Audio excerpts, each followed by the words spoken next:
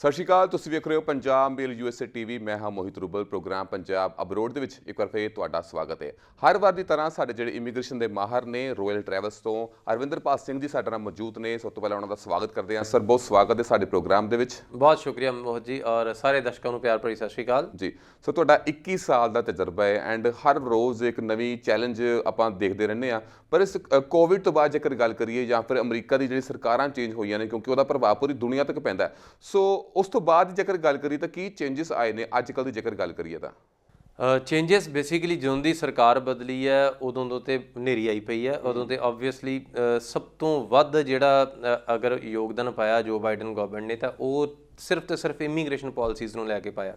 ਫਿਲਹਾਲ ਵੀ ਅਮਰੀਕਾ ਨੂੰ ਇਹ ਲੱਗਦਾ, US ਨੂੰ ਇਹ ਲੱਗਦਾ ਕਿ US ਦੀ ਜਿਹੜੀ ਛਵੀ ਆ ਉਹ ਹੈਗੀ ਆ ਇਮੀਗ੍ਰੈਂਟਸ ਦੇ ਮੁਲਕ ਵਾਲੀ, ਕਿ ਜਿੱਥੇ ਪੂਰੀ ਦੁਨੀਆ ਤੋਂ ਲੋਕ ਮਾਨ ਸਨਮਾਨ ਵਧਾਉਣ ਲਈ ਉਹ ਉੱਥੇ ਆਉਂਦੇ ਆ, ਇਸ ਧਰਤੀ ਦੇ ਉੱਪਰ ਰਹਿੰਦੇ ਆ, ਦੈਨ ਉਹ ਇਸ ਸੁਸਾਇਟੀ ਨੂੰ ਕੰਟਰੀਬਿਊਟ ਕਰਦੇ ਆ। ਔਰ ਪਿਛਲੇ ਕੁਝ ਸਮੇਂ ਤੋਂ ਕੁਛ ਇੱਦਾਂ ਦਾ ਲੱਗਣ ਲੱਗ ਪਿਆ ਸੀ ਕਿ ਇਹਦੇ ਉੱਪਰ ਕੁਛ ਹੋਰ ਹੀ ਪਰਚਮ ਲਹਿਰਾ ਰਿਹਾ, ਔਰ ਇਹਦੇ ਉੱਪਰ ਜਿਹੜਾ ਮੈਸੇਜ ਆ ਰਿਹਾ ਸੀਗਾ ਇਮੀਗ੍ਰੈਂਟਸ ਲਈ ਉਹ ਬਹੁਤ ਨੈਗੇਟਿਵ ਜਾ ਰਿਹਾ ਸੀ। ਹਾਲਾਂਕਿ ਅਗਰ ਆਪਾਂ ਟਰੰਪ ਗਵਰਨਮੈਂਟ ਦੇ ਵਿੱਚ ਵੇਖੀਏ ਤਾਂ ਇੰਡੀਅਨਸ ਲਈ ਵੀਜ਼ਾਸ ਕਦੀ ਨਹੀਂ ਘਟੇ, ਬਟ ਸਟਿਲ ਤੁਸੀਂ ਕਿਸੇ ਵੀ ਇੰਡੀਆ ਦੇ ਬੰਦੇ ਨੂੰ ਪੁੱਛੋਗੇ ਤੁਹਾਨੂੰ ਨਹੀਂ ਲੱਗਦਾ ਕਿ ਯਾਰ ਨਹੀਂ ਟਰੰਪ ਨੇ ਵੀਜ਼ੇ ਬੰਦ ਕੀਤੇ ਵੀ, ਜਦੋਂ ਖੁੱਲਣਗੇ ਉਸ ਤੋਂ ਬਾਅਦ ਵੇਖਾਂਗੇ। ਸੋ ਟਰੰਪ ਗਵਰਨਮੈਂਟ ਨੇ ਵੀ ਵੀਜ਼ਾਸ ਤੇ ਰੋਕ ਨਹੀਂ ਲਾਈ ਸੀ ਆਪਣੇ ਲਈ, ਇੰਡੀਆ ਲਈ ਸਪੈਸ਼ਲੀ। ਬਟ ਜਿਹੜੇ ਉਹ ਕਈ ਕੰਟਰੀਜ਼ ਨਾਲ ਜਿਹਨੂੰ ਅਸੀਂ ਕਿ ਡਿਸਕ੍ਰਿਮੀਨੇਸ਼ਨ ਕੀਤੀ ਜਾਂ ਕੁਛ ਇੱਦਾਂ ਦੇ ਜਿਹੜੇ ਐਗਜ਼ੈਕਟਿਵ ਆਰਡਰਸ ਲਿਆਂਦੇ ਕਿ ਜਿਹਦੇ ਨਾਲ ਕਈਆਂ ਦੇ H1 ਰੋਕੇ, ਜਾਂ ਹਮੇਸ਼ਾ ਉਹ ਇਮੀਗ੍ਰੈਂਟਸ ਦੇ ਅਗੇਂਸਟ ਕੁਛ ਨਾ ਕੁਛ ਰਿਹਾ। ਮੈਕਸੀਕੋ ਵੀ ਬਾਹਰੋਂ ਮੁਲਕ ਮੈਕਸੀਕਨਸ ਵੀ ਬਹੁਤ ਆ ਕੇ ਉੱਥੇ ਅਸਾਈਲਮ ਲੈਂਦੇ ਆ ਜੀ। ਸੋ ਜਿੰਨੇ ਵੀ ਲੋਕ ਬਾਹਰੋਂ ਆ ਕੇ ਉੱਥੇ ਵਸ ਜਾਂਦੇ ਆ ਉਹਨਾਂ ਨੂੰ ਅਮਰੀਕਾ ਬਾਹਰ ਨਹੀਂ ਕੱਢਦਾ ਕਦੀ ਵੀ। ਔਰ ਇਸੇ ਕਰਕੇ ਹੀ ਉਹ ਜਿਹੜੀ ਛਵੀ ਕਿਤੇ ਨਾ ਕਿਤੇ ਖਰਾਬ ਹੋ ਰਹੀ ਸੀ ਉਹਨੂੰ ਦਰੁਸਤ ਕਰਨ ਲਈ, ਰਿਪੇਅਰ ਕਰਨ ਲਈ ਬਹੁਤ ਜਦੋਜਹਿਦ ਕੀਤੀ ਹੈ। ਔਰ ਜਿੰਨੇ ਵੀ ਆਰਡਰਸ ਆਏ ਆ ਸਾਰੇ ਉਹਦੇ ਜੋ ਮੇਜਰ ਜਿਹੜੀਆਂ ਚੇਂਜਸ ਆ ਇਮੀਗ੍ਰੇਸ਼ਨ ਦੇ ਵਿੱਚ ਆਈਆਂ। ਪੁਰਾਣੇ ਫੈਸਲਿਆਂ ਨੂੰ ਪਲਟਿਆ ਗਿਆ। ਪੁਰਾਣੇ ਜਿਸ ਤਰੀਕੇ ਨਾਲ ਸੋਚ ਅਮਰੀਕਾ ਦੀ ਰੱਖੀ ਪਈ ਸੀ ਕਿ ਅਮਰੀਕਾ ਹੁਣ ਕੱਟੜ ਹੋ ਰਿਹਾ ਆ, ਉਹਨੂੰ ਬਦਲਿਆ ਗਿਆ। ਅਗੇਨ ਉਹੀ ਪੁਰਾਣੀ ਸੌਫਟ ਲਾਈਨਿੰਗ। ਜਿੰਨੀਆਂ ਫੈਮਲੀਜ਼ ਅਲੱਗ-ਅਲੱਗ ਮੁਲਕਾਂ ਤੋਂ ਜਿਹੜੇ ਲੋਕ ਇੱਥੇ ਬੈਠੇ ਸੀ ਗ੍ਰੀਨ ਕਾਰਡ ਦੀ ਵੇਟ ਕਰ ਰਹੇ ਸੀ, ਉਹਨਾਂ ਨੂੰ ਲੱਗਦਾ ਸੀ ਕਿ ਸਾਡੇ ਤੇ ਤਾਂ ਪੱਕੀ ਬ੍ਰੇਕ ਲੱਗ ਗਈ। ਸੋ ਅਗੇਨ ਉਹਨਾਂ ਨੂੰ ਸਭ ਤੋਂ ਸੋਹਣਾ ਮੈਸੇਜ ਦਿੱਤਾ ਗਿਆ ਕਿ ਅਸੀਂ 12 ਮਿਲੀਅਨ ਜਿਹੜੇ ਇਮੀਗ੍ਰੈਂਟਸ ਨੂੰ ਇਨਵਾਈਟ ਕਰਾਂਗੇ। ਸੋ ਇਹ ਬਹੁਤ ਲਾਈਕ ਅਮਰੀਕਾ ਅਗੇਨ ਉਸ ਆਪਣੇ ਪੁਰਾਣੇ ਰੂਪ 'ਚ ਦਿਖਣਾ ਚਾਹੁੰਦਾ ਆ ਜਿਹਦੇ ਵਿੱਚ ਕਿ ਇਹ ਇਮੀਗ੍ਰੈਂਟਸ ਦਾ ਸਵਰਗ ਰਿਹਾ ਆ। ਸੋ ਤੁਸੀਂ ਅਗਰ ਪ੍ਰੋਗਰਾਮਸ ਵੇਖੋਗੇ, ਹਜ਼ਾਰਾਂ ਪ੍ਰੋਗਰਾਮਸ ਨੇ, ਇੰਨੇ ਫਲੈਕਸੀਬਲ, ਇੰਨੇ ਅਲੱਗ-ਅਲੱਗ ਤਰ੍ਹਾਂ ਦੇ ਪ੍ਰੋਗਰਾਮ ਸ਼ਾਇਦ ਹੀ ਕਿਸੇ ਮੁਲਕ ਦੇ ਵਿੱਚ ਹੋਣ। ਵੀਜ਼ਾ ਟਾਈਪਸ ਨੂੰ ਲੈ ਕੇ ਕਹਿ ਲਓ, ਲਾਈਕ ਟੂਰਿਸਟ, ਉਸ ਤੋਂ ਬਾਅਦ ਸਟੂਡੈਂਟਸ, ਸਕਾਲਰਸ, ਰਿਸਰਚਰਸ, ਔਰ ਦੈਨ ਜੌਬਸ ਵਾਲੇ, ਦੈਨ ਲੋਟਰੀ ਸਿਸਟਮ, H1, ਮਤਲਬ ਅਲੱਗ-ਅਲੱਗ ਕੈਟਾਗਰੀਜ਼ ਨੇ। ਸੋ ਇਹ ਪੂਰੀ ਦੁਨੀਆ ਤੋਂ ਇਮੀਗ੍ਰੈਂਟਸ ਇੱਥੇ ਆ ਕੇ ਵਸਦੇ ਆ। ਔਰ ਇਹ ਪੂਰੀ, ਅਗਰ ਮੈਂ ਹਮੇਸ਼ਾ ਕਹਿਣ ਤੋਂ ਥੋੜ੍ਹਾ ਝਿਜਕਦਾ ਹੁੰਦਾ, ਬਟ ਹਮੇਸ਼ਾ ਕਹਿਣ ਨੂੰ ਲੱਗਦਾ, ਮਤਲਬ ਉਹ ਵਰਡ ਬਿਲਕੁਲ ਸਹੀ ਨੇ ਕਿ ਅਸਲ 'ਚ ਅਮਰੀਕਾ ਕਿਸੇ ਦੇ ਪਿਓ ਦਾ ਨਹੀਂ ਆ, ਅਮਰੀਕਾ ਪੂਰੀ ਦੁਨੀਆ ਦਾ ਸਾਂਝਾ ਮੁਲਕ ਹੈ। ਔਰ ਇਹਨੂੰ ਇਸੇ ਰੂਪ 'ਚ ਹੀ ਉਹ ਰੱਖਣਾ ਚਾਹੁੰਦੇ ਆ ਕਿ ਇਹ ਅਮਰੀਕਨਸ ਡਜ਼ਨਟ ਮੀਨ ਕਿ ਓਨਲੀ ਅਮਰੀਕਨਸ। ਓਬਵੀਅਸਲੀ ਜਿਹੜੇ ਲੋਕ ਉੱਥੇ ਮਾਈਗ੍ਰੇਟ ਕਰਕੇ ਗਏ ਆ, ਤਕਰੀਬਨ ਸਾਰੇ ਲੋਕ ਹੀ ਮਾਈਗ੍ਰੇਟ ਕਰਕੇ ਗਏ ਉੱਥੇ। ਔਰ ਹੁਣ ਜੇਕਰ ਮਾਈਗ੍ਰੈਂਟਸ ਦਾ ਮੁਲਕ ਹੈ ਫਿਰ ਉਹ ਅਮਰੀਕਾ ਆ, ਜੇ ਉਹ ਮਾਈਗ੍ਰੈਂਟਸ ਦਾ ਮੁਲਕ ਆ ਫਿਰ ਉਹ ਸਭ ਦਾ ਸਾਂਝਾ ਆ। ਅਗਰ ਅਸੀਂ ਪਾਪੂਲੇਸ਼ਨ ਐਨਾਲਿਸਿਸ ਵੀ ਕਰੋਗੇ ਤੁਸੀਂ ਵੇਖੋਗੇ ਸਾਰੇ ਤਬਕਿਆਂ ਦੇ, ਸਾਰੇ ਅਲੱਗ-ਅਲੱਗ ਮੁਲਕਾਂ ਦੇ ਉੱਥੇ ਲੋਕ ਨੇ। ਤੁਸੀਂ ਪੂਰੀ ਦੁਨੀਆ ਦੇ ਵਿੱਚ ਵੀ ਕਿਤੇ ਵੀ ਜਾਓਗੇ ਨਾ, ਤੁਸੀਂ ਰੇਸਿਸ ਨੂੰ ਕਲੀਅਰਲੀ ਡਿਫਾਈਨ ਕਰ ਪਾਓਗੇ। ਆ ਲੋਕਲਸ ਨੇ, ਬਾਹਰ ਲਿਆ। ਜਿੱਦਾਂ ਆਪਣੇ ਪਿੰਡਾਂ 'ਚ ਕੋਈ ਮੇਮ ਘੁੰਮਦੀ ਹੋਵੇ ਤੁਸੀਂ ਮਿੰਟ 'ਚ ਪਤਾ ਲਾ ਲਓਗੇ ਕਿ ਇਹ ਕਮ ਸੇ ਕਮ ਫੋਰਨਰ ਹੈ। ਕੋਈ ਨੀਗਰੋ ਹੋਵੇ ਤੁਸੀਂ ਅੰਦਾਜ਼ਾ ਲਾ ਸਕਦੇ ਹੋ। ਸੇਮ ਇਸੇ ਤਰੀਕੇ ਨਾਲ ਤੁਸੀਂ ਸਾਰੇ ਮੁਲਕਾਂ 'ਚ ਇਸ ਚੀਜ਼ ਦਾ ਅੰਦਾਜ਼ਾ ਲਾ ਸਕਦੇ ਹੋ। ਬਟ ਅਮਰੀਕਾ ਐਸਾ ਜਗ੍ਹਾ ਆ ਜਿਹਦੇ 'ਚ ਤੁਸੀਂ ਕਿਸੇ ਦਾ ਸਕਿਨ ਦਾ ਕਲਰ ਵੇਖ ਕੇ, ਉਹਦੇ ਕੱਪੜਿਆਂ ਦਾ ਢੰਗ ਵੇਖ ਕੇ ਤੁਸੀਂ ਇਹ ਅੰਦਾਜ਼ਾ ਨਹੀਂ ਲਾ ਸਕਦੇ ਕਿ ਇਹ ਇਮੀਗ੍ਰੈਂਟ ਆ, ਇਹ ਅਮਰੀਕਨ ਆ, ਇਹ ਰਿਫਿਊਜੀ ਆ, ਇਹ ਕੌਣ ਆ। ਸਾਰੇ ਅਮਰੀਕਨਸ ਉੱਦਾਂ ਦੇ ਨੇ। ਸੋ ਇਸ ਕਰਕੇ ਉਸੇ ਪੁਰਾਣੀ ਦਿੱਖ ਦੇ ਉੱਪਰ ਅਮਰੀਕਾ ਵਾਪਸ ਆ ਰਿਹਾ। ਔਰ ਆਉਣ ਵਾਲੇ ਸਮੇਂ ਦੇ ਵਿੱਚ ਇਮੀਗ੍ਰੈਂਟਸ ਲਈ ਬਹੁਤ ਸਹੂਲਤਾਂ ਹੋਣਗੀਆਂ। ਔਰ ਬਹੁਤ ਸਾਰੇ ਜਿਹੜੇ ਗ੍ਰੀਨ ਕਾਰਡ ਜਿਹੜੇ ਪ੍ਰੋਸੈਸ ਹੈ, ਬੇਸਿਕਲੀ ਇਹ ਕੋਈ ਛੋਟੀ ਚੀਜ਼ ਨਹੀਂ ਆ। ਜਿੰਨੇ ਵੀ ਅਮਰੀਕਨਸ ਨੇ, ਇਹਨਾਂ ਦੇ ਰਿਸ਼ਤੇਦਾਰ, ਇਹਨਾਂ ਦੇ ਭੈਣ ਭਾਈ, ਇਹਨਾਂ ਦੇ ਲਾਈਕ ਫੈਮਿਲੀ ਬੇਸਡ ਇਮੀਗ੍ਰੇਸ਼ਨਸ, ਔਰ ਇੱਕ ਬਹੁਤ ਮਸ਼ਹੂਰ ਹੈ ਇਮੀਗ੍ਰੇਸ਼ਨ ਜਿਹੜੀ ਮੈਰਿਜ ਬੇਸਡ ਇਮੀਗ੍ਰੇਸ਼ਨਸ ਆ, ਉਹ ਸਭ ਦੇ ਸਭ ਉਹਨੂੰ ਐਤਕੀ ਰੀਸੈਂਟ ਐਗਜ਼ੈਕਟਿਵ ਆਰਡਰਸ ਵਿੱਚ ਇਹ ਕਿਹਾ ਗਿਆ ਕਿ ਅਸੀਂ ਸਪੀਡ ਅਪ ਕਰਾਂਗੇ। ਬਿਕੋਜ਼ ਕਿਤੇ ਨਾ ਕਿਤੇ ਇਹ ਤਰੀਕਾ, ਇਹ ਲਹਿਜਾ ਵੀ ਢਿੱਲਾ ਕੀਤਾ ਹੋਇਆ ਸੀਗਾ ਕਿ ਪ੍ਰੋਸੈਸਿੰਗ 'ਚ ਪਏ ਆ, ਨੈਸ਼ਨਲ ਵੀਜ਼ਾ ਸੈਂਟਰ ਦੇ ਵਿੱਚ ਪਏ ਆ, ਉੱਥੋਂ ਚਿੱਠੀ ਆਏਗੀ ਤੇ ਨਿਕਲੇਗੀ, ਵੇਟ ਪੀਰੀਅਡ ਪੁੱਛ ਲਓ, ਕੋਈ 20 ਸਾਲ ਕਹਿ ਦਿੰਦਾ ਕਿਉਂਕਿ ਉੱਥੇ ਲਿਖਿਆ ਜੀ 6 ਮਹੀਨੇ ਤੋਂ ਲੈ ਕੇ 20 ਸਾਲ ਤੱਕ ਦਾ ਸਮਾਂ ਆ। ਜੀ। ਸੋ 6 ਮਹੀਨੇ ਤੇ 20 ਸਾਲ 'ਚ ਤੁਸੀਂ ਅੰਦਾਜ਼ਾ ਕੀ ਲਾ ਲਓਗੇ?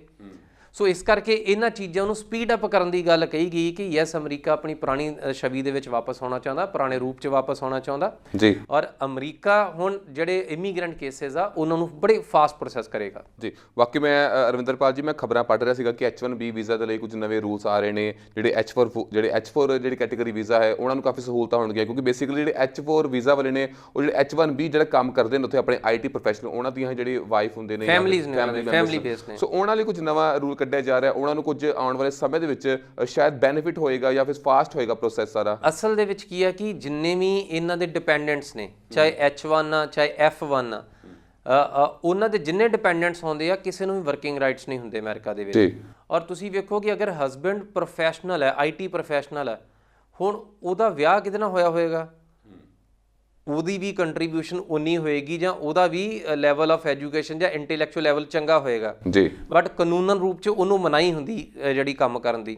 ਸੋ ਇਹ ਪਿਛਲੇ ਕਾਫੀ ਲੰਮੇ ਸਮੇਂ ਤੋਂ ਇਹ ਮੰਗ ਚੱਲੀ ਆ ਰਹੀ ਆ, ਲਾਈਕ ਜਿਹੜੇ ਉੱਥੇ ਲੋਕਲਸ ਨੇ, ਕਿ ਜਿਹੜੇ ਇਹਨਾਂ ਦੇ ਡਿਪੈਂਡੈਂਟਸ ਨੇ ਉਹਨਾਂ ਨੂੰ ਵੀ ਵਰਕਿੰਗ ਰਾਈਟਸ ਦਿੱਤੇ ਜਾਣ, ਬਿਕੋਜ਼ ਉਹ ਵੀ ਕੁਝ ਕਰ ਸਕਦੇ ਨੇ, ਬਿਕੋਜ਼ ਅਦਰਵਾਈਜ਼ ਉਹ ਇੱਕ ਤਰੀਕੇ ਨਾਲ ਫੈਮਿਲੀ ਦੇ ਉੱਪਰ ਬੋਝ ਨੇ ਜਾਂ ਸਿਸਟਮ ਦੇ ਉੱਪਰ ਬੋਝ ਨੇ, ਜਾਂ ਆ ਕੇ ਉਸ ਤਰੀਕੇ ਨਾਲ ਹੀ ਬੋਝ ਕਹਿਣਾ ਵੀ ਗਲਤ ਗੱਲ ਆ। ਬੇਸਿਕਲੀ ਉਹਨਾਂ ਨੂੰ ਖੁਦ ਨੂੰ ਲੱਗਦਾ ਕਿ ਉਹਨਾਂ ਦੇ ਜਿਹੜੇ ਰਿਸੋਰਸਿਸ ਨੇ ਜਾਂ ਇੰਟੈਲੈਕਟ ਉਹ ਯੂਟਿਲਾਈਜ਼ ਨਹੀਂ ਹੋ ਰਿਹਾ ਜੀ। ਸੋ ਇਹਦੇ ਵਿੱਚ ਅਗਰ ਰਿਲੀਫ ਮਿਲ ਜੇ ਤਾਂ ਬਹੁਤ ਵੱਡੀ ਚੀਜ਼ ਆ, ਬਿਕੋਜ਼ ਇਹ ਬੜੇ ਲੰਬੇ ਸਮੇਂ ਤੋਂ ਲੋਕ ਉਮੀਦ ਕਰਦੇ ਆ ਰਹੇ ਆ ਕਿ ਜਿਹੜੀਆਂ ਕੁਝ ਕਲਾਸਿਸ ਨੇ, ਜਿਹੜੀਆਂ ਸਪੋਜ਼ ਕਰੋ ਲੇਬਰ ਕਾਈਂਡ ਆਫ ਜਿਹੜੀਆਂ ਜੌਬਸ ਨੇ, ਤੁਸੀਂ ਉੱਥੇ ਯਕੀਨ ਕਰ ਸਕਦੇ ਹੋ ਕਿ ਉਹਨਾਂ ਦੇ ਡਿਪੈਂਡੈਂਟਸ ਨੂੰ ਲਾਈਕ ਲਿਆਕਤ ਜਾਂ ਤੁਸੀਂ ਹੋਰ ਨਜ਼ਰੀਏ ਨਾਲ ਨਹੀਂ ਵੇਖ ਸਕਦੇ। ਦੇਖੋ ਠੀਕ ਹੈ, ਲੇਬਰ ਕਲਾਸ ਹੈ, ਉਹੋ ਜਿਹੀਆਂ ਜੌਬਸ ਉੱਪਰ ਜ਼ਿਆਦਾ ਨਹੀਂ ਸੋਚ ਸਕਦੇ, ਬਟ ਜਿਹੜੇ ਇੰਟੈਲੈਕਟ ਵਾਲੇ ਲੋਕ ਨੇ ਉਹਨਾਂ ਦੀਆਂ ਫੈਮਲੀਜ਼ ਸ਼ੁਰੂ ਤੋਂ ਇਹੀ ਕਰਦੀਆਂ ਰਹੀਆਂ ਕਿ ਅਗਰ ਮੈਂ ਸਿਆਣਾ ਹੈ ਤੇ ਮੇਰੀ ਵਾਈਫ ਵੀ ਸਿਆਣੀ ਹੈ, ਜੇ ਮੈਂ ਕੰਮ ਕਰ ਸਕਦਾ ਤਾਂ ਉਹ ਵੀ ਇਕੁਅਲੀ ਕੰਮ ਕਰ ਸਕਦੀ ਹੈ।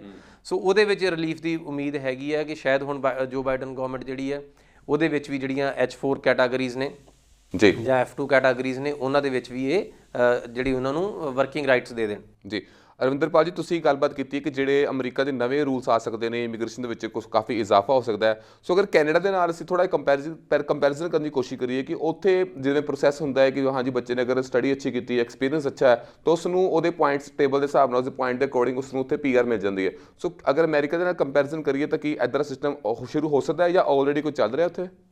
ਕੈਨੇਡਾ ਤੇ ਅਮਰੀਕਾ ਦੀਆਂ ਬੇਸਿਕਲੀ ਜਿਹੜੀਆਂ ਇਮੀਗ੍ਰੇਸ਼ਨ ਦੀਆਂ ਜ਼ਰੂਰਤਾਂ ਉਹ ਅਲੱਗ-ਅਲੱਗ ਨੇ।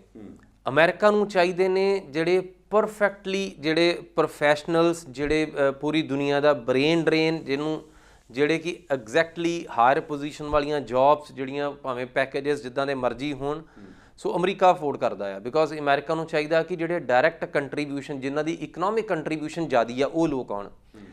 ਕੈਨੇਡਾ ਅਮਰੀਕਾ ਦੇ ਕੰਪੈਰੇਟਿਵਲੀ ਬਹੁਤ ਘੱਟ ਵਿਕਸਿਤ ਆ। ਸੋ ਕੈਨੇਡਾ ਹਾਲੇ ਅੰਡਰ ਡਿਵੈਲਪ ਕੰਟਰੀ ਆ। ਸੋ ਕੈਨੇਡਾ ਦੇ ਵਿੱਚ ਤੁਸੀਂ ਵੇਖੋ ਕਿ ਹਾਲੇ ਵੀ ਕੈਨੇਡਾ ਨੈਚੁਰਲੀ ਬਿਊਟੀਫੁਲ ਉਸ ਪਾਸੇ ਨੂੰ ਆ ਵੀ ਤੁਹਾਨੂੰ ਲੇਕਸ, ਪਹਾੜ, ਉਹ ਸਭ ਚੀਜ਼ਾਂ ਮਿਲਣਗੀਆਂ। ਸੋ ਕੈਨੇਡਾ ਹਾਲੇ ਵਸਿਆ ਬਹੁਤ ਘੱਟ ਪਿਆ ਹੈ। ਕੈਨੇਡਾ ਮਤਲਬ ਐਡਾ ਵੱਡਾ ਆ ਕਿ ਕੈਨੇਡਾ ਦੀਆਂ ਲੋਕ ਘੱਟ ਨੇ।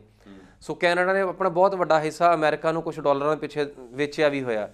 ਸੋ ਹਾਲੇ ਕੈਨੇਡਾ ਦੀਆਂ ਜਿਹੜੀਆਂ ਇਮੀਗ੍ਰੇਸ਼ਨ ਦੀਆਂ ਜ਼ਰੂਰਤਾਂ ਉਹ ਹੈਗੀਆਂ ਨੇ, ਉਹਨਾਂ ਨੂੰ ਮਾਸਸ ਚਾਹੀਦੇ ਨੇ ਜੀ। ਸੋ ਇਸੇ ਕਰਕੇ ਕੈਨੇਡਾ ਦੀ ਪਾਲਿਸੀ ਹੈ ਕੈਚ ਦੈਮ ਯੰਗ ਵਾਲੀ, ਕਿ ਕੈਨੇਡਾ ਦੇ ਵਿੱਚ ਸਭ ਤੋਂ ਵੱਧ ਇਮੀਗ੍ਰੈਂਟਸ, ਠੀਕ ਹੈ, ਇੱਕ ਪਾਲਿਸੀ ਰੱਖੀ ਹੋਈ ਹੈ ਉਹਨਾਂ ਨੇ ਕਿ ਜਿਹੜੇ ਪ੍ਰੋਫੈਸ਼ਨਲਸ ਆਉਣ ਉਹ ਤੇ ਆਉਣ, ਜਿਹੜੀਆਂ ਜੌਬਸ ਲਈ ਸਕੈਰਸਿਟੀ ਹੈ, ਜਿਹੜੀਆਂ ਜੌਬਸ ਘੱਟ ਨੇ ਉਹ ਤਾਂ ਲੋਕ ਆਉਣ ਹੀ ਆਉਣ, ਪਰ ਕੈਚ ਦੈਮ ਯੰਗ ਵਾਲੀ ਪਾਲਿਸੀ ਸਭ ਤੋਂ ਉੱਪਰ ਹੈ। ਉਹ ਕੀ ਹੈ ਕਿ +2 ਵਾਲਾ ਬੱਚਾ ਜਿਹਦੀ 17-18 ਸਾਲ ਦੀ ਉਮਰ ਹੈ, ਉਹ ਆਵੇ ਨਾਲ, ਉਹ ਬੈਕਪੈਕ ਆਫ ਮਨੀ ਜਿਹਨੂੰ ਅਸੀਂ ਟਿਊਸ਼ਨ ਫੀਸਾਂ ਕਹਿੰਦੇ ਹਾਂ ਉਹ ਲੈ ਕੇ ਆਵੇ, ਨਾਲ ਆਪਣੇ GIC ਅਕਾਊਂਟ ਲੈ ਕੇ ਆਵੇ, ਪੈਸੇ ਲੈ ਕੇ ਆਵੇ, ਫਿਰ ਉੱਥੇ ਇਸ ਸੁਸਾਇਟੀ ਦੇ ਵਿੱਚ ਪੜ੍ਹੇ, ਕੁਝ ਸਾਲ ਉਹ ਨਿਖਰੇ ਜੀ, ਤਰ੍ਹਾਂ ਤਰ੍ਹਾਂ ਦੀਆਂ ਜੌਬਸ ਕਰੇ, ਫਾਈਨਲੀ ਉਹ ਇੱਕ ਸਕਿੱਲ ਵਾਲੇ ਪਾਸੇ ਨੂੰ ਹੋ ਕੇ ਜਦੋਂ ਉਹ ਐਸਟੈਬਲਿਸ਼ਡ ਹੋ ਗਿਆ, ਜਦੋਂ ਉਹ ਕਮਾਊ ਪੁੱਤਰ ਹੋ ਗਿਆ, ਉਦੋਂ ਉਹਨੂੰ ਥਾਪੀ ਦੇ ਕੇ ਕਹਿਣਾ ਵੀ ਨਹੀਂ ਪੁੱਤਰ ਹੁਣ ਤੂੰ ਇਸੇ ਘਰ ਰਹਿ ਜਾ।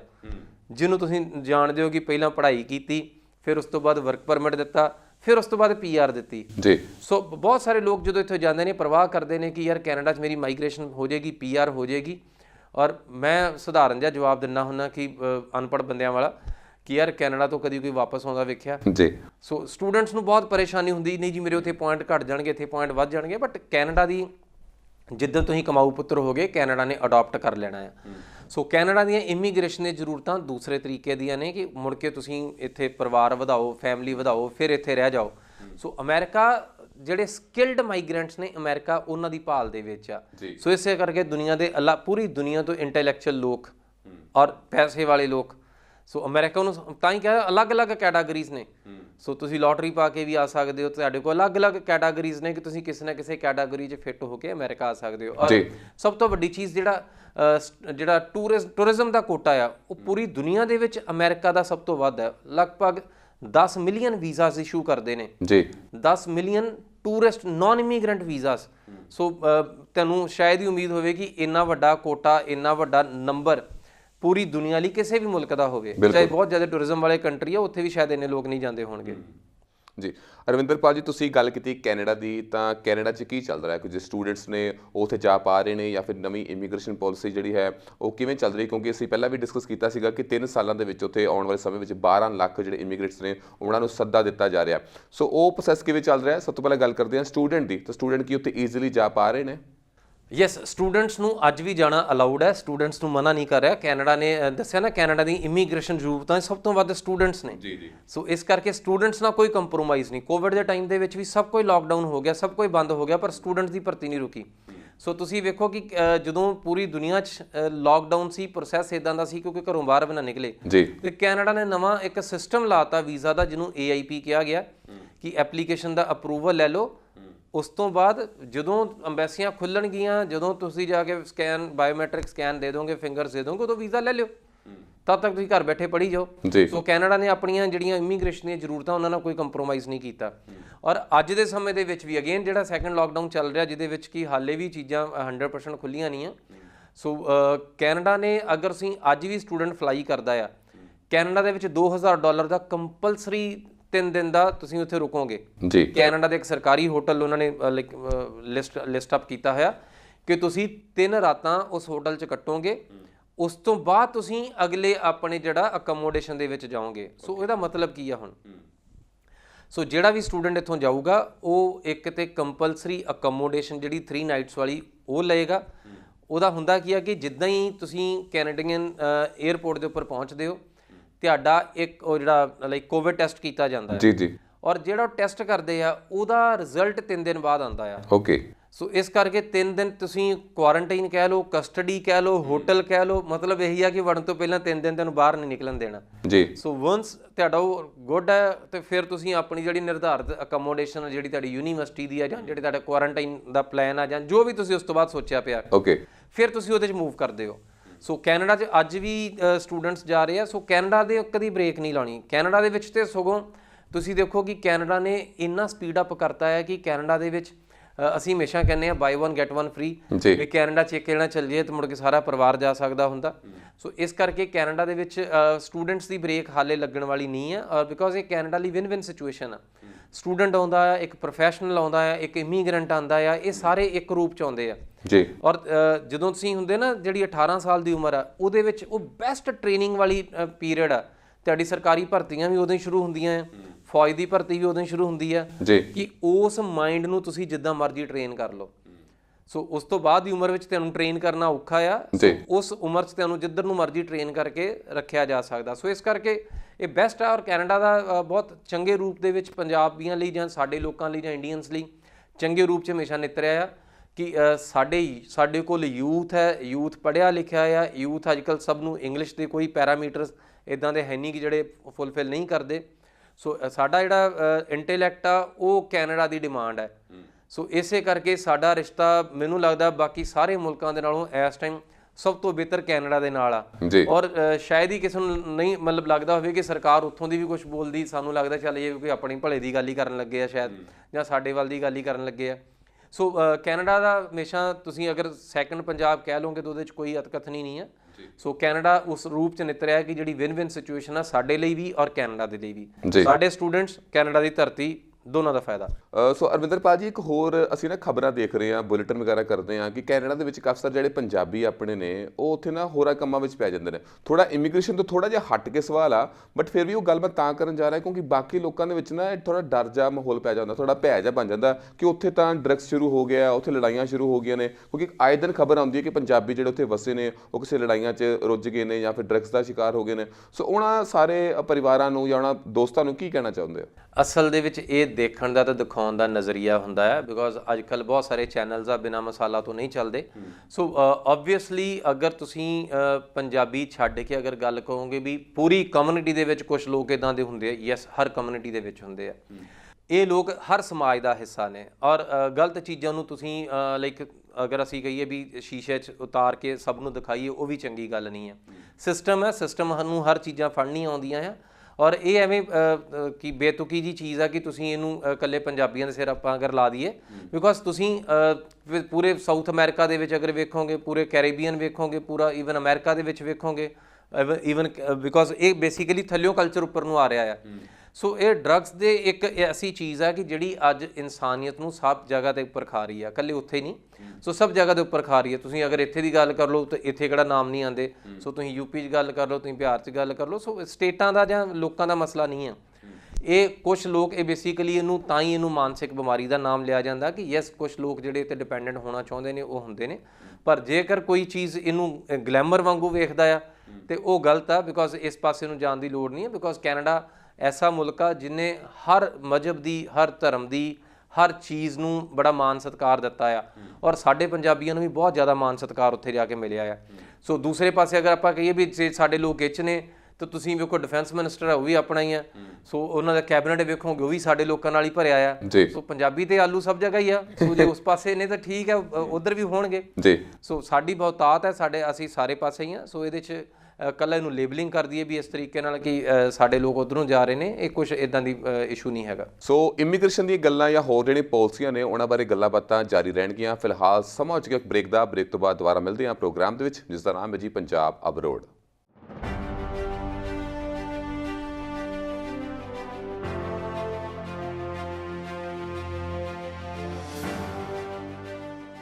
ਖਬਰਾਂ ਦੀਆਂ ਅੰਦਰਲੀਆਂ ਪਰਤਾਂ ਵਿੱਚ ਕੀ ਹੈ? ਖਬਰਾਂ ਦੇ ਪਿਛੋਕੜ ਦਾ ਕੀ ਹੈ ਸੱਚ? ਬਿਆਨ ਕਰੇਗਾ ਸਾਡਾ ਪ੍ਰੋਗਰਾਮ ਪੰਜਾਬ ਮੇਲ ਖਬਰ ਜੰਕਸ਼ਨ, ਸਿਰਫ ਪੰਜਾਬ ਮੇਲ US ਚੈਨਲ। ਬ੍ਰੇਕ ਤੋਂ ਬਾਅਦ ਸਵਾਗਤ ਹੈ ਜੀ। ਤੁਸੀਂ ਦੇਖ ਰਹੇ ਹੋ ਪ੍ਰੋਗਰਾਮ ਪੰਜਾਬ ਅਬਰੋਡ ਤੇ ਅਸੀਂ ਗੱਲ ਕਰ ਰਹੇ ਹਾਂ ਇਮੀਗ੍ਰੇਸ਼ਨ ਦੇ ਮਾਹਰ ਅਰਵਿੰਦਰਪਾਲ ਸਿੰਘ ਜੀ ਦੇ ਨਾਲ। ਸੋ ਅਰਵਿੰਦਰਪਾਲ ਜੀ, ਅਗਲਾ ਸਵਾਲ ਅਸੀਂ ਪੁੱਛਦੇ ਹਾਂ ਕਿ ਗ੍ਰੀਨ ਕਾਰਡ ਦੇ ਲਈ ਕਿਹੜੀਆਂ ਚੀਜ਼ਾਂ ਬਹੁਤ ਜ਼ਰੂਰੀ ਨੇ? ਗ੍ਰੀਨ ਕਾਰਡ ਕਿਵੇਂ ਲਿਆ ਜਾ ਸਕਦਾ ਹੈ? ਬੇਸਿਕਲੀ ਗ੍ਰੀਨ ਕਾਰਡ ਉਹ ਪ੍ਰੋਸੈਸ ਆ ਜਿਹਦੇ ਵਿੱਚ ਕਿ ਤੁਹਾਡੇ ਪਰਿਵਾਰ ਦਾ ਕੋਈ ਨਾ ਕੋਈ ਮੈਂਬਰ ਉੱਥੇ ਆ, ਜਾਂ it is kind of family migration ਜਾਂ ਇਮੀਗ੍ਰੇਸ਼ਨ। ਓਕੇ। ਸੋ ਅਗਰ ਗ੍ਰੀਨ ਕਾਰਡਸ ਉਹਨਾਂ ਨੇ ਕਿਹਾ ਕਿ ਇੰਨੇ ਉਹਨਾਂ ਨੇ ਇਸ਼ੂ ਕਰਨੇ ਨੇ, ਉਹਦੇ 'ਚ ਇੱਕ ਤੇ ਬਹੁਤ ਸਾਰੇ ਪੈਂਡਿੰਗ ਕੇਸਿਸ ਨੇ ਕਿ ਆਲਰੇਡੀ ਉੱਥੇ ਜਿਨ੍ਹਾਂ ਨੇ ਫੈਮਿਲੀ ਦੀ ਮਾਈਗ੍ਰੇਸ਼ਨਸ ਪਾਈ ਆ, ਮਾਸੀ ਜਿੱਦਾਂ ਲਾਈਕ ਮਦਰ ਦੀ ਸਿਸਟਰ ਉੱਥੇ ਆ ਤੇ ਮਾਈਗ੍ਰੇਸ਼ਨ ਪਾਈ ਹੋਈ ਹੈ। ਸੋ ਸਾਰਾ ਪਰਿਵਾਰ ਵੇਟ ਕਰਦਾ ਕਈ ਸਾਲਾਂ ਤੋਂ, 15 ਸਾਲਾਂ ਤੋਂ ਕਿ ਸਾਡੀ ਮਾਈਗ੍ਰੇਸ਼ਨ ਨਿਕਲਣੀ ਆ। ਸੋ ਇਸੇ ਤਰੀਕੇ ਨਾਲ ਹੀ ਕਿਸੇ ਦਾ ਚਾਚਾ ਆ ਉਧਰੇ ਵੱਲੋਂ ਮਾਈਗ੍ਰੇਸ਼ਨ ਪਾਈ ਹੋਈ ਹੈ। ਸੋ ਬਾਕੀ ਸਾਰੀਆਂ ਦਾ ਸਮਾਂ ਤੇ ਜ਼ਰੂਰ ਲੱਗਦਾ ਹੁੰਦਾ, ਬਟ ਜਿਹੜੀਆਂ ਫੈਮਿਲੀ ਦੇ ਵਿੱਚ ਜਿਹੜਾ ਥੋੜਾ ਕੁਇਕਲੀ ਪ੍ਰੋਸੈਸ ਹੋ ਜਾਂਦਾ ਹੁੰਦਾ ਉਹ ਹੈਗਾ ਜਿਹੜੀ ਮੈਰਿਜ ਬੇਸਡ ਆ। Okay. But marriage based migration ਦੇ ਵਿੱਚ ਬਿਕੋਜ਼ ਬਾਕੀ ਕੇਸਿਸ ਵਿੱਚ ਤੁਸੀਂ ਬਹੁਤ ਜ਼ਿਆਦਾ ਕੁਝ ਕਰਨਾ ਨਹੀਂ ਹੁੰਦਾ। ਅਗਰ ਅਸੀਂ ਗੱਲ ਕਰੀਏ ਕਿ ਤੁਹਾਡੀ ਲਾਈਕ ਤੁਸੀਂ ਬ੍ਰਦਰ ਸਿਸਟਰ ਵਾਲੀ ਆ ਜਾਂ ਸਿਬਲਿੰਗਸ ਵਾਲੀ ਤੁਹਾਡੀ ਮਾਈਗ੍ਰੇਸ਼ਨ ਆ, ਸੋ ਉਹਦੇ ਤੁਸੀਂ ਸਿਰਫ ਰਿਲੇਸ਼ਨਸ਼ਿਪ ਪ੍ਰੂਵ ਕਰਨੀ ਹੈ। ਬਿਕੋਜ਼ ਉਹਨਾਂ ਦੀ ਅਲੱਗ ਫੈਮਿਲੀ ਆ, ਇੱਥੇ ਅਲੱਗ ਫੈਮਿਲੀ ਆ। ਕੋਈ ਬਹੁਤ ਜ਼ਿਆਦਾ ਆਪਸ ਵਿੱਚ ਤੁਸੀਂ ਚੀਜ਼ਾਂ ਸਿੱਧ ਨਹੀਂ ਕਰਨੀਆਂ। ਤੁਹਾਡੇ ਕੋਲ ਮੈਰਿਜ ਸਰਟੀਫਿਕੇਟ ਆਪੋ ਆਪਣੇ ਬਰਥ ਸਰਟੀਫਿਕੇਟਸ ਦਿਖਾ ਦੋਗੇ ਤੇ ਇਸ ਤੋਂ ਐਡੀਸ਼ਨਲ ਡਾਕੂਮੈਂਟਸ ਨਹੀਂ ਚਾਹੀਦੇ। ਪਰ ਜਿਹੜਾ ਮੈਰਿਜ ਵਾਲਾ ਗ੍ਰੀਨ ਕਾਰਡ ਹੈ ਉਹਦੇ ਵਿੱਚ ਬਹੁਤ ਇਹਤਿਆਤ ਰੱਖਣੀ ਪੈਂਦੀ ਹੈ ਜੀ। ਹੁੰਦਾ ਕੀ ਹੈ ਕਿ ਇੱਕ ਜਣਾ ਉੱਥੇ ਆ, ਦੂਸਰਾ ਇੱਥੇ ਆ, ਜਾਂ ਹੋ ਸਕਦਾ ਤੁਸੀਂ ਉੱਥੇ ਲੋਕਲ ਵੀ ਮੈਰਿਜ ਕੀਤੀ ਹੋਵੇ ਤੇ ਔਰ ਗ੍ਰੀਨ ਕਾਰਡ ਦੀ ਪ੍ਰੋਸੈਸ ਵਿੱਚ ਤੁਸੀਂ ਆਪਣਾ ਕੇਸ ਪਾਇਆ ਹੋਵੇ। ਇਹਦੇ 'ਚ ਕੁਝ ਗਲਤੀਆਂ ਹੁੰਦੀਆਂ ਨੇ ਬਿਕੋਜ਼ ਅਲਟੀਮੇਟਲੀ ਇਹਦਾ ਕਲੌਜ਼ ਇੱਕ ਹੀ ਆ ਕਿ ਤੁਸੀਂ ਆਪਣੀ ਮੈਰਿਜ ਸਿੱਧ ਕਰਨੀ ਆ, ਤੁਸੀਂ ਪ੍ਰੂਵ ਕਰਨਾ ਕਿ ਤੁਸੀਂ ਲੀਗਲੀ ਮੈਰਿਡ ਹੋ ਜੀ। ਹੁਣ ਲੀਗਲੀ ਮੈਰਿਡ ਦੇ ਵਿੱਚ ਤੇ ਮੈਰਿਜ ਸਰਟੀਫਿਕੇਟ ਦਿਖਾਤਾ, ਸਾਡੇ ਵਰਗੇ ਸੋਚਦੇ ਨੇ ਕਿ ਸ਼ਾਇਦ ਲੀਗੈਲਿਟੀ 'ਚ ਆ ਗਿਆ ਵੀ ਮੈਰਿਜ ਹੋਈ ਪਈ ਆ। ਔਰ ਪਹਿਲਾਂ ਅਸੀਂ ਕਹਿੰਦੇ ਸੀ ਗੁਰਦੁਆਰੇ ਦੇ ਭਾਈ ਨੇ ਜੇਕਰ ਸਰਟੀਫਿਕੇਟ ਦੇਤਾ ਤਾਂ ਉਹੀ ਲੀਗਲ ਮੈਰਿਜ ਆ। ਫਿਰ ਪਤਾ ਲੱਗਾ ਕਿ ਨਹੀਂ ਜੀ, ਕਾਨੂੰਨੀ ਰੂਪ 'ਚ ਲਿਖੀ ਹੋਣੀ ਚਾਹੀਦੀ ਆ। ਸੋ ਸਾਨੂੰ ਸਮਝ ਲੱਗੀ ਕਿ ਮੈਰਿਜ ਰਜਿਸਟ੍ਰੇਸ਼ਨ ਕਰਾਉਣੀ ਜ਼ਰੂਰੀ ਹੈ। ਸੋ ਅਸੀਂ ਮੈਰਿਜ ਸਰਟੀਫਿਕੇਟ ਦੇ ਉੱਪਰ ਕੱਲੀ ਬ੍ਰੇਕ ਲਾ ਲਈ। ਜੀ। ਪਰ ਮੈਰਿਜ ਸਿੱਧ ਕਰਨ ਦਾ ਮਤਲਬ ਰਿਲੇਸ਼ਨਸ਼ਿਪ ਸਿੱਧ ਕਰਨ ਦੇ ਨਾਲ ਹੈ, ਨਾ ਕਿ ਕੱਲੀ ਮੈਰਿਜ ਸਿੱਧ ਕਰਨ ਦੇ ਨਾਲ। ਓਬਵੀਅਸਲੀ ਮੈਰਿਜ ਸਰਟੀਫਿਕੇਟ ਜ਼ਰੂਰੀ ਨੇ, ਡਾਕੂਮੈਂਟਸ ਜਿਹੜੇ ਨੇ ਉਹ ਜ਼ਰੂਰੀ ਨੇ, ਬਟ ਹੋਰ ਕੀ ਤੁਸੀਂ ਇਹ 'ਚ ਸਿੱਧ ਕਰਨਾ, ਮੈਂ ਥੋੜ੍ਹਾ ਬਹੁਤ ਬਰੀਫਿੰਗ ਉਹਦੇ ਉੱਪਰ ਕਰ ਦਿੰਦਾ ਤੁਹਾਨੂੰ। ਜੀ। ਜਿੱਦਾਂ ਕਿ ਸਭ ਤੋਂ ਪਹਿਲਾਂ ਤੁਹਾਨੂੰ ਇਹ ਸਿੱਧ ਕਰਨਾ ਕਿ ਤੁਸੀਂ ਰਿਲੇਸ਼ਨਸ਼ਿਪ ਦੇ ਵਿੱਚ ਹੋ। ਇਹ ਰੀਅਲ ਮੈਰਿਜ ਆ। ਰੀਅਲ ਮੈਰਿਜ ਦੇ ਵਿੱਚ ਜਦੋਂ ਸੈਰਾਮਨੀਜ਼ ਹੁੰਦੀਆਂ ਨੇ, ਜਦੋਂ ਤੁਸੀਂ ਹਮੇਸ਼ਾ ਫੋਟੋਗ੍ਰਾਫਸ ਆਪਣੀਆਂ ਸਬਮਿਟ ਕਰਦੇ ਹੋ ਮੈਰਿਜ ਦੇ, ਜਦੋਂ ਵੀ ਤੁਸੀਂ ਮੈਰਿਜ ਦਾ ਕੇਸ ਲਾਉਣਾ ਹੈ ਤੁਸੀਂ ਨਾਲ ਆਪਣੀਆਂ ਫੋਟੋਆਂ ਲਾਉਂਦੇ ਹੋ।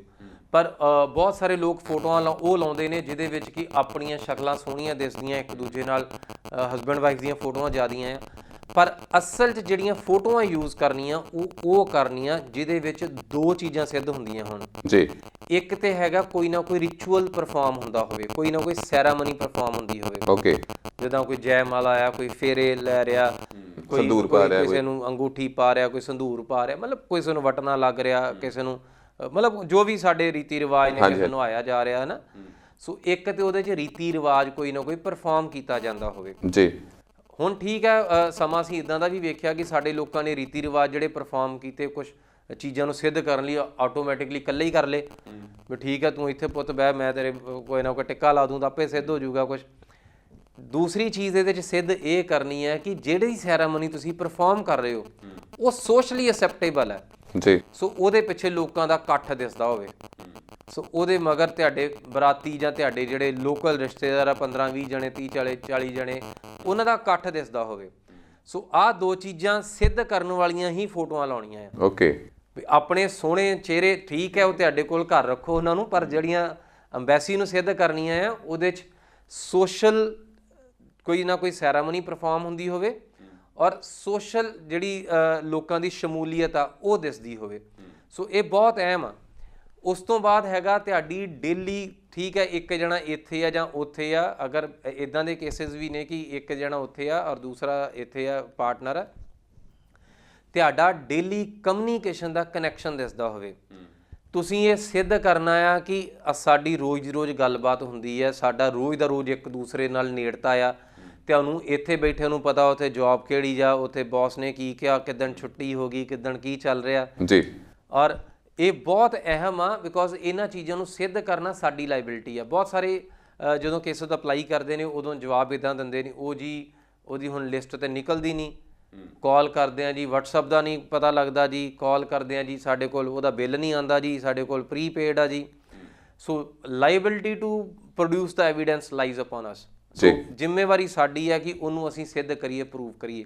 ਸੋ ਇਸ ਕਰਕੇ ਉਹ ਚਾਹੇ ਤੁਸੀਂ ਆਪਣੇ ਬਿਲਿੰਗ ਦੇ ਉੱਪਰ ਕਨੈਕਸ਼ਨ ਲਓ, ਚਾਹੇ ਆਪਣੀਆਂ ਜਿਹੜੀਆਂ ਵਟਸਐਪ ਦੀਆਂ ਹਿਸਟਰੀਜ਼ ਉਹਨਾਂ ਨੂੰ ਚੈਟ ਨੂੰ ਈਮੇਲ ਕਰਕੇ ਪ੍ਰੀਜ਼ਰਵ ਕਰੋ। ਜੀ। ਸੋ ਇਹ ਜ਼ਿੰਮੇਵਾਰੀ ਸਾਡੀ ਹੈ। ਸੋ ਅਗਰ ਤੁਸੀਂ ਕਿਤੇ ਘੁੰਮਣ ਫਿਰਨ ਗਏ ਹੋ ਇੱਥੇ ਇਸ ਸਮੇਂ ਤੋਂ ਬਾਅਦ ਵੀ, ਜਾਂ ਤੁਹਾਡਾ ਪਹਿਲਾਂ ਵੀ ਬੌਂਡੇਜ ਹੈਗੀ ਸੀ ਵਿਆਹ ਤੋਂ ਪਹਿਲਾਂ, ਉਹ ਵੀ ਤੁਸੀਂ ਸਿੱਧ ਕਰ ਸਕਦੇ ਹੋ। ਬਿਕੋਜ਼ ਕਈ ਵਾਰੀ ਮੈਂ ਸਾਡੇ ਇੱਥੋਂ ਲੋਕਲ ਜਿਹੜੀ ਮੈਰਿਜਿਸ ਵਿੱਚ ਇੱਦਾਂ ਹੁੰਦਾ ਕਿ ਇੱਕੋ ਟਾਈਮ ਮੁੰਡਾ ਜਾਂ ਕੁੜੀ ਆਉਂਦੇ, ਵਿਆਹ ਕੇ ਚਲ ਜਾਂਦੇ, ਉਸ ਤੋਂ ਬਾਅਦ ਕੋਈ ਕਨੈਕਸ਼ਨ ਦਿਸਦਾ ਨਹੀਂ ਹੈ। ਜੀ। ਸੋ ਤੁਸੀਂ ਅਗਰ ਪਹਿਲਾਂ ਇੱਕ ਦੂਜੇ ਨੂੰ ਮਿਲੇ ਹੋ, ਉਹਨੂੰ ਪ੍ਰੂਵ ਕਰੋ, ਤੁਹਾਡੀ ਸਟੋਰੀ ਬਣਦੀ ਹੈ ਇੱਕ ਉੱਧਰ ਦੀ ਇੱਕ ਇੱਧਰ ਦੀ, ਕਿ ਹਾਊ ਯੂ ਗਾਇਜ਼ ਮੈਟ, ਔਰ ਉਸ ਤੋਂ ਲੈ ਕੇ ਅੱਜ ਤੱਕ ਕੀ ਹੈ। ਸੋ ਇਹ ਸਭ ਨੂੰ ਸਿੱਧ ਕਰਨਾ ਬਹੁਤ ਲਾਜ਼ਮੀ ਆ। ਸੋ ਅਗਰ ਤੁਸੀਂ ਇਹ ਚੀਜ਼ਾਂ ਨੂੰ ਪ੍ਰੀਜ਼ਰਵ ਕਰੋਗੇ, ਉਸ ਤੋਂ ਬਾਅਦ ਆਪਣਾ ਕੇਸ ਫਾਈਲਿੰਗ ਕਰੋਗੇ ਤਾਂ ਯੈਸ ਇਹਦੇ ਵਿੱਚ ਦਿੱਕਤਾਂ ਨਹੀਂ ਆਉਂਦੀਆਂ। ਇੱਕ ਚੀਜ਼ ਹੋਰ ਚੰਗੇ ਤਰੀਕੇ ਨਾਲ ਤੁਸੀਂ ਸਿੱਧ ਕਰ ਸਕਦੇ ਹੋ ਕਿ ਕਿਤੇ ਨਾ ਕਿਤੇ ਤੁਸੀਂ ਕੋਈ ਬੈਂਕ ਦਾ ਖਾਤਾ ਹੈ ਜਿਹੜਾ ਸਾਂਝਾ ਯੂਜ਼ ਕਰ ਰਹੇ ਹੋ। ਓਕੇ। ਸੋ ਉਹ ਚਾਹੇ ਤੁਹਾਡੇ ਇੰਡੀਆ ਦਾ ਹੋਵੇ ਚਾਹੇ ਉੱਥੋਂ ਦਾ ਹੋਵੇ, ਵੀ ਉਹਦੇ 'ਚ ਪੈਸੇ ਵੀ ਪੈ ਰਹੇ ਆ, ਵਰਤੇ ਵੀ ਜਾ ਰਹੇ ਆ। ਸੋ ਉਹਦੇ 'ਚੋਂ ਉਹਦੇ ਨਾਲ ਬਿਕੋਜ਼ ਤੁਸੀਂ ਜਦੋਂ ਫਾਈਨੈਂਸ਼ੀਅਲ ਸ਼ੇਅਰ ਕਰ ਲਿਆ, ਜਦੋਂ ਤੁਸੀਂ ਫਾਈਨਾਂਸ ਸ਼ੇਅਰ ਕਰ ਲਿਆ, ਉਦੋਂ ਤੁਹਾਨੂੰ ਬਾਕੀ ਚੀਜ਼ਾਂ ਸਿੱਧ ਕਰਨੀਆਂ ਥੋੜ੍ਹੀਆਂ ਜਿਹੀਆਂ ਮੁਸ਼ਕਿਲ ਘੱਟ ਜਾਂਦੀ ਹੈ। ਔਰ ਇਮੀਗ੍ਰੈਂਟ ਕੇਸਿਸ ਦੇ ਵਿੱਚ ਜਿਹੜੀ ਸਭ ਤੋਂ ਇੰਪੋਰਟੈਂਟ ਚੀਜ਼ ਆ ਖਿਆਲ ਰੱਖਣ ਵਾਲੀ, ਲੋਕ ਵਿਆਹ ਕਰ ਲੈਂਦੇ ਨੇ, ਸਭ ਚੀਜ਼ਾਂ ਕਰ ਲੈਂਦੇ ਆ, ਉਸ ਤੋਂ ਬਾਅਦ ਅੰਬੈਸੀ ਦੀ ਡਿਮਾਂਡ ਹੁੰਦੀ ਕਈ ਵਾਰੀ ਤੁਹਾਡੇ ਕੋਲ, ਲਾਈਕ ਲਿਸਟ ਆਫ ਜਿਹੜੀ ਮੰਗਦੀ ਹੈ ਤੁਹਾਡੇ ਕੋਲ ਅਪੀਅਰ ਕਿਹੜੇ ਹੋਏ ਸੀ ਤੁਹਾਡੇ ਵਿਆਹ ਦੇ ਉੱਪਰ, ਤੁਹਾਡੇ ਅਟੈਂਡੀ ਕੌਣ ਸੀ। ਔਰ ਸਾਨੂੰ ਫਿਰ ਦੇ ਕੇ ਲੱਗਦਾ ਹੁੰਦਾ ਕੋਈ ਨਹੀਂ ਆਪਾਂ ਆਪਣੇ ਬੰਦੇ ਭਰਤੀ ਕਰਕੇ ਦੇਤੇ, ਬਟ ਅਲਟੀਮੇਟਲੀ ਪੰਗਾ ਇਹ ਪੈਂਦਾ ਕਿ ਇਹਦੇ ਵਿੱਚ ਕਾਉਂਸਲਰ ਡਿਪਾਰਟਮੈਂਟ ਤੋਂ ਜਾਂ ਇਮੀਗ੍ਰੇਸ਼ਨ ਤੋਂ ਤੁਹਾਡੇ ਘਰ, ਤੁਹਾਡੇ ਮੁਹੱਲੇ, ਤੁਹਾਡੇ ਪਿੰਡ, ਤੁਹਾਡੇ ਸ਼ਹਿਰ ਫਿਜ਼ੀਕਲ ਵੈਰੀਫਿਕੇਸ਼ਨਸ ਵੀ ਹੁੰਦੀਆਂ ਨੇ। ਓਕੇ। ਸੋ ਉਹ ਆ ਕੇ ਲਾਈਕ ਕਾਉਂਸਲਰ ਡਿਪਾਰਟਮੈਂਟ ਦੀ CD ਨੰਬਰ ਵਾਲੀ ਗੱਡੀ ਆਏਗੀ, ਤੁਹਾਡੇ ਕੋਲ ਨਹੀਂ ਪੁੱਛੇਗੀ, ਤੁਹਾਡੇ ਗੁਆਂਢੀਆਂ ਕੋਲੋਂ ਪੁੱਛੇਗੀ, ਤੁਹਾਡੇ ਮਤਲਬ ਆਸੇ-ਪਾਸੇ ਲੋਕਾਂ ਕੋਲ ਪੁੱਛੇਗੀ, ਚੈੱਕ ਕਰੇਗੀ ਕਿ ਯੈਸ ਤੁਸੀਂ ਵਾਕਿਆ ਹੀ ਇਹਨਾਂ ਦਾ ਵਿਆਹ ਹੋਇਆ ਸੀ ਇੱਥੇ, ਹੋ ਸਕਦਾ ਉੱਥੇ ਕੋਈ ਤੁਹਾਡਾ ਲਾਗ ਡਾਟ ਵਾਲਾ ਬੰਦਾ ਵੀ ਹੋਵੇ, ਜਿੱਦਾਂ ਪਿੰਡਾਂ 'ਚ ਵੋਟਾਂ ਲਈ ਕਰਦੇ ਆਪਾਂ। ਸੋ ਇਹਨਾਂ ਗੱਲਾਂ ਦਾ ਖਿਆਲ ਰੱਖੋ ਕਿ ਜਿੰਨਾ ਰੀਅਲਿਸਟਿਕ ਆ, ਜਿੰਨਾ ਅਥੈਂਟਿਕ ਆ, ਉਹਨਾਂ ਚੀਜ਼ਾਂ ਨੂੰ ਸਿੱਧ ਕਰਨਾ ਘੱਟ ਮੁਸ਼ਕਲ ਹੈ ਜੀ। ਸੋ ਵਾਕਈ ਅਗਰ ਤੁਸੀਂ ਮੈਰਿਜ ਬੇਸ ਗ੍ਰੀਨ ਕਾਰਡ ਲੈਣਾ ਹੈ ਤੇ ਇਕੱਲੇ ਵਿਆਹ ਵਾਲੇ ਕਾਰਡ ਨਾਲ ਨਹੀਂ ਸਰਨਾ, ਹੋਰ ਵੀ ਜਿਹੜੇ ਕਾਰਡ ਨੇ ਦਿਖਾਣੇ ਪੈਣੇ ਹਨ, ਸਾਰਾ ਵੈਰੀਫਿਕੇਸ਼ਨ ਜਿਹੜੀ ਹੈ ਤੁਹਾਨੂੰ ਉਹ ਕਰਨੀ ਪਵੇਗੀ। ਉਸ ਤੋਂ ਬਾਅਦ ਅਰਵਿੰਦਰਪਾਲ ਜੀ, ਅਸੀਂ ਨਾ ਬੜੇ ਚਿਰਾਂ ਤੋਂ ਵੇਟ ਕਰ ਰਹੇ ਸੀਗੇ ਕਿ ਨਵਾਂ ਸਾਲ ਸ਼ੁਰੂ ਹੋਏਗਾ, ਕਿਉਂਕਿ ਯੂਕੇ ਨੇ ਨਵੀਂ ਪਾਲਿਸੀ ਕਹੀ ਸੀ ਕਿ ਹਾਂ ਵੀ ਅਸੀਂ ਨਵੇਂ ਪਾਲਿਸੀ ਦੇ ਅਕੋਰਡਿੰਗ ਇਮੀਗ੍ਰੇਸ਼ਨ ਨੂੰ ਬੁਲਾਵਾਂਗੇ। ਸੋ ਉੱਥੇ ਕੀ ਪ੍ਰੋਸੈਸ ਚੱਲ ਰਿਹਾ ਹੈ ਕਿ ਉੱਥੇ ਨਵੇਂ ਇਮੀਗ੍ਰੇਟਸ ਨੂੰ ਬੁਲਾਇਆ ਜਾ ਰਿਹਾ? ਯੈਸ, ਹਾਲੇ ਉਹ ਪਾਲਿਸੀ ਡਿਜ਼ਾਈਨ ਦੇ ਵਿੱਚ ਹੀ ਆ, ਹਾਲੇ ਉਹਨਾਂ ਨੇ ਅਨਾਉਂਸ ਕੀਤਾ ਹੋਇਆ, ਔਰ ਉਹਦੇ ਵਿੱਚ ਕਿਉਂਕਿ ਯੂਕੇ ਇੱਕਦਮ ਫਿਰ ਨਵੇਂ ਲਾਕਡਾਊਨ ਦੇ ਵਿੱਚ ਆ ਜੀ। ਯੂਕੇ ਦੇ ਵਿੱਚ ਹੁਣ ਤੁਸੀਂ ਆਪਣੇ ਘਰ ਤੋਂ 8-10 ਕਿਲੋਮੀਟਰ ਤੋਂ ਬਾਹਰ ਨਹੀਂ ਜਾ ਸਕਦੇ, ਔਰ ਪਿੱਛੇ ਜੇ ਉਹਨਾਂ ਦੇ ਪ੍ਰਧਾਨ ਮੰਤਰੀ ਸਾਹਿਬ ਉਹ ਸਪੌਟ ਕੀਤੇ ਗਏ ਸੀ ਘਰ ਤੋਂ 20-22 ਕਿਲੋਮੀਟਰ ਦੂਰ, ਤੇ ਉਹ ਵੀ ਮੀਡੀਆ ਦੇ ਵਿੱਚ ਕਾਫੀ ਆਇਆ, ਬਿਕੋਜ਼ ਉਹ ਡੈਮੋਕ੍ਰੇਸੀ ਆ, ਉੱਥੇ ਮੀਡੀਆ ਖੁੱਲ੍ਹ ਕੇ ਆਪਣੇ ਪ੍ਰਧਾਨ ਮੰਤਰੀਆਂ ਦੇ ਅਗੇਂਸਟ ਗੱਲ ਕਰ ਸਕਦਾ ਆ। ਸਾਡੇ ਵਾਂਗੂ ਨਹੀਂ ਹੈਗਾ। ਸੋ ਉੱਥੇ ਖੁੱਲ੍ਹ ਕੇ ਮੀਡੀਆ ਆਪਣੇ ਪ੍ਰਧਾਨ ਮੰਤਰੀ ਦੀ ਆਲੋਚਨਾ ਕਰ ਸਕਦਾ ਹੈ।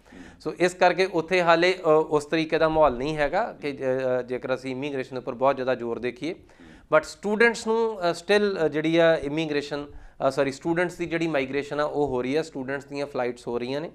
ਹਾਂ, ਉੱਥੇ ਹੁਣ ਮੈਂਡੇਟਰੀ ਕਰਤਾ ਗਵਰਨਮੈਂਟ ਨੇ, ਪਹਿਲਾਂ 2 ਵੀਕ ਦਾ ਕੁਆਰੰਟੀਨ ਹੁੰਦਾ ਸੀ, ਹੁਣ ਤੁਹਾਡੇ ਕੋਲ 72 ਘੰਟੇ ਪਹਿਲਾਂ ਤੁਹਾਡੇ ਕੋਲ ਟੈਸਟ ਕੀਤਾ ਹੋਵੇ ਕੋਵਿਡ ਦਾ, ਔਰ ਤੁਸੀਂ ਜਦੋਂ 에ਅਰਪੋਰਟ ਦੇ ਉੱਪਰ ਪਹੁੰਚਣਾ ਹੈ ਤੁਹਾਡਾ 72 ਘੰਟੇ ਦੇ ਵਿੱਚ ਟੈਸਟ ਦੀ ਰਿਪੋਰਟ ਹੋਣੀ ਚਾਹੀਦੀ ਹੈ। ਜੀ। ਔਰ 10 ਰਾਤਾਂ ਦਾ ਕੰਪਲਸਰੀ ਤੁਹਾਡੇ ਕੋਲ ਕੁਆਰੰਟੀਨ ਦਾ ਪਲਾਨ ਹੋਣਾ ਚਾਹੀਦਾ। ਸੋ ਤੁਹਾਡੇ ਕੋਲ ਹੋਟਲ ਬੁੱਕ ਹੋਵੇ, ਤੁਹਾਡਾ ਜਿਸ ਤਰੀਕੇ ਨਾਲ ਵੀ ਤੁਸੀਂ ਆਪਣੀ ਰਿਹਾਇਸ਼ ਰੱਖੀ ਹੈ ਉਹਨੂੰ ਸਿੱਧ ਕਰੋ ਕਿ 10 ਦਿਨ ਮੈਂ ਜਾਂ 10 ਰਾਤਾਂ ਅਸੀਂ ਕੁਆਰੰਟੀਨ ਦੇ ਵਿੱਚ ਰਵਾਂਗੇ। ਸੋ ਉਹ ਵੀ ਨਾਲ ਆਪਣੀ ਇੱਥੋਂ ਦੀ ਰਿਪੋਰਟ ਲਾ ਕੇ, ਸੋ ਅਗਰ ਤੁਸੀਂ ਰਿਪੋਰਟ ਨਹੀਂ ਲਾਉਂਦੇ ਇੱਥੋਂ ਤਾਂ ਹੋ ਸਕਦਾ ਤੁਹਾਨੂੰ ਇਮੀਗ੍ਰੇਸ਼ਨ ਤੋਂ ਚੜ੍ਹਨ ਹੀ ਨਾ ਦੇਵੇ।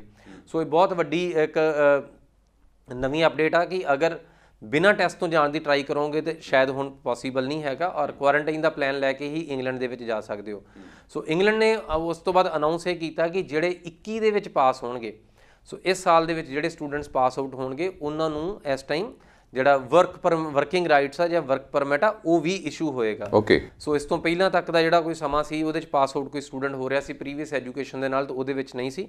ਸੋ ਜਿਹੜੇ ਸਟੂਡੈਂਟਸ ਹੁਣ 2021 ਦੇ ਵਿੱਚ ਪਾਸ ਆਊਟ ਹੋਣਗੇ ਉਹਨਾਂ ਸਭ ਨੂੰ 2 ਸਾਲ ਦਾ ਵਰਕ ਪਰਮਿਟ ਵਰਕਿੰਗ ਰਾਈਟਸ ਮਿਲਣਗੇ, ਔਰ ਯੈਸ ਉਮੀਦ ਕਰਦੇ ਹਾਂ ਕਿ ਇਹ ਸਾਰੇ ਵੀ ਇਮੀਗ੍ਰੇਸ਼ਨ ਵਾਲੇ ਰਸਤੇ ਦੇ ਉੱਪਰ ਜਾ ਲੈਣਗੇ, ਬਿਕੋਜ਼ ਜਿਹੜੀ ਇਮੀਗ੍ਰੇਸ਼ਨ ਦੀ ਜਿਹੜੀ ਉਹਨਾਂ ਨੇ ਸ਼ੁਰੂਆਤ ਕੀਤੀ ਆ ਉਹ ਅਸਲ ਦੇ ਵਿੱਚ ਜੌਬ ਬੇਸਡ ਇਮੀਗ੍ਰੇਸ਼ਨ ਹੈ। ਸੋ ਤੁਹਾਨੂੰ ਪੁਆਇੰਟ ਮਿਲਦੇ ਆ ਕਿ ਤੁਹਾਡੇ ਕੋਲ ਜੌਬ ਹੈਗੀ ਆ, ਤੁਹਾਡੇ ਕੋਲ 20-25,000 ਪਾਉਂਡ ਦੇ ਕਰੀਬ ਤੁਹਾਡੀ ਜਿਹੜੀ ਆ ਇਨਕਮ ਆ ਸਾਲਾਨਾ। ਸੋ ਜਿਹੜੀ ਤੁਹਾਡੀ ਜੌਬ ਆ ਦੈਨ ਉਹਦੀ ਨੇਚਰ ਕਿੱਦਾਂ ਦੀ, ਉਹਦੀ ਲੋਕੇਸ਼ਨ ਕਿਸ ਤਰੀਕੇ ਦੀ ਆ, ਤੁਹਾਡੀ ਆਪਣੀ ਐਜੂਕੇਸ਼ਨ ਕਿਸ ਦੀ ਆ, ਤੁਹਾਡੀ ਲੈਵਲ ਆਫ ਇੰਗਲਿਸ਼ ਕਿਸ ਤਰੀਕੇ ਦਾ ਹੈ। ਸੋ ਇਹਨਾਂ ਸਭ ਚੀਜ਼ਾਂ ਦੇ ਪੁਆਇੰਟਸ ਨੇ। ਸੋ ਇਹ ਸਾਰੇ ਪੁਆਇੰਟਸ ਕਰਕੇ ਜਿਹੜੇ ਸਟੂਡੈਂਟਸ ਹੁਣ ਤੋਂ ਬਾਅਦ ਪਾਸ ਆਊਟ ਹੋਣਗੇ ਉਹ ਵਾਕਿਆ ਹੀ ਪੀਆਰ ਵਾਲੇ ਪਾਸੇ ਨੂੰ ਜਾ ਸਕਣਗੇ। ਜੀ। ਸੋ ਐਸੀ ਦੋਸਤੋ ਸਾਡਾ ਅੱਜ ਦਾ ਪ੍ਰੋਗਰਾਮ ਪੰਜਾਬ ਅਬਰੋਡ, ਜਿਸ ਵਿੱਚ ਅਸੀਂ ਖੁੱਲ੍ਹ ਕੇ ਗੱਲਬਾਤ ਕੀਤੀ ਹੈ ਕੈਨੇਡਾ, ਅਮਰੀਕਾ ਤੇ ਯੂਕੇ ਦੀਆਂ ਨਵੀਆਂ ਪਾਲਿਸੀਆਂ ਦੇ ਬਾਰੇ। ਸੋ ਅਗਰ ਤੁਹਾਡੇ ਮਨ ਵਿੱਚ ਕੋਈ ਵੀ ਸਵਾਲ ਹੈ ਇਮੀਗ੍ਰੇਸ਼ਨ ਦੇ ਰਿਗਾਰਡਿੰਗ ਕਿਸੇ ਵੀ ਕੰਟਰੀ ਦੇ ਬਾਰੇ, ਤੁਸੀਂ ਸਾਡੇ ਜਿਹੜਾ YouTube ਚੈਨਲ ਹੈ ਪੰਜਾਬ ਮੇਲ USA TV, ਔਰ ਥੱਲੇ ਜਾ ਕੇ ਵੀਡੀਓ ਥੱਲੇ ਕਮੈਂਟ ਕਰ ਸਕਦੇ ਹੋ, ਐਂਡ ਅਸੀਂ ਅਗਲੇ ਪ੍ਰੋਗਰਾਮ ਦੇ ਵਿੱਚ ਅਰਵਿੰਦਰਪਾਲ ਜੀ ਤੋਂ ਉਹ ਸਵਾਲ ਜ਼ਰੂਰ ਡਿਸਕਸ ਕਰਾਂਗੇ, ਤੁਹਾਡੀਆਂ ਜਿਹੜੀਆਂ ਮੁਸ਼ਕਿਲਾਂ ਨੇ ਉਹਨਾਂ ਦਾ ਹੱਲ ਲੱਭਾਂਗੇ। ਸੋ ਐਸੀ ਸਾਡਾ ਅੱਜ ਦਾ ਪ੍ਰੋਗਰਾਮ। ਸਰ ਤੁਹਾਡਾ ਬਹੁਤ ਬਹੁਤ ਧੰਨਵਾਦ, ਥੈਂਕ ਯੂ। ਬਹੁਤ ਸ਼ੁਕਰੀਆ ਜੀ, ਸਤਿ ਸ਼੍ਰੀ ਅਕਾਲ।